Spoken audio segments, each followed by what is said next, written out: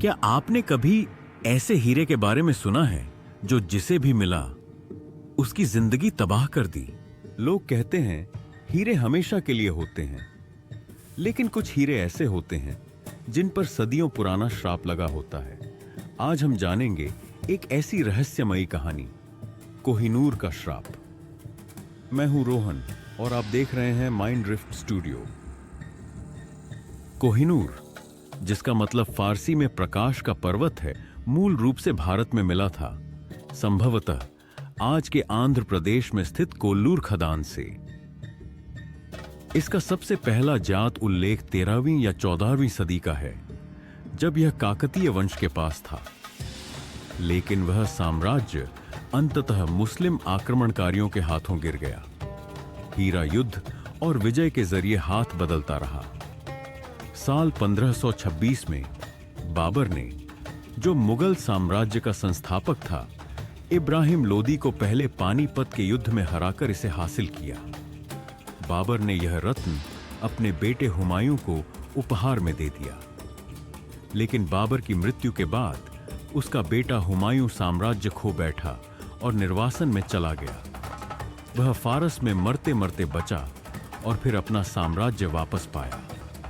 साल 1739 में फारसी शासक नादिर शाह ने दिल्ली पर आक्रमण किया, मुगल खजाने को लूटा और यह हीरा फारस ले गया। उसी ने इसका नाम कोहिनूर रखा। जल्द ही नादिर शाह की हत्या उसके अपने ही सैनिकों ने कर दी। उसका साम्राज्य अराजकता में टूट गया। यह हीरा अहमद शाह दुर्रानी के पास गया, जो अफगानिस्तान का संस्थापक था। उसके वंशजों ने इसके लिए खूनी संघर्ष किए और कई मारे गए। साल 1800 के दशक की शुरुआत में अफगान शासक शुजा शाह दुर्रानी अपने दुश्मनों से भागते हुए इस हीरे को भारत लाया। उसने पंजाब के महाराजा रणजीत सिंह से मदद मांगी। रणजीत सिंह ने कोहिनूर ले लिया। उसका सिख साम्राज्य कुछ समय तक फला फूला, लेकिन उसकी मृत्यु के बाद आंतरिक सत्ता संघर्षों ने साम्राज्य को नष्ट कर दिया। साल 1849 में दूसरे एंग्लो सिख युद्ध के बाद ब्रिटिश ईस्ट इंडिया कंपनी ने सिखों को हराया और पंजाब को अपने अधीन कर लिया।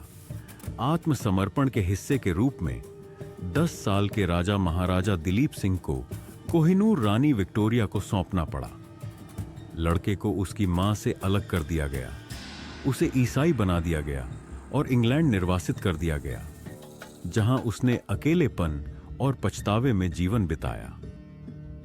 तब से यह हीरा ब्रिटिश क्राउन ज्वेल्स में बना हुआ है। हालांकि भारत, पाकिस्तान, अफगानिस्तान और ईरान आज भी इस पर अपना दावा करते हैं। अगर आपको यह कहानी पसंद आई हो तो लाइक करें, शेयर करें और सब्सक्राइब करें माइंड ड्रिफ्ट स्टूडियो को, जहां हम लाते हैं ऐसी ही रहस्यमयी और सच्ची कहानियां। फिर मिलेंगे एक नई कहानी के साथ।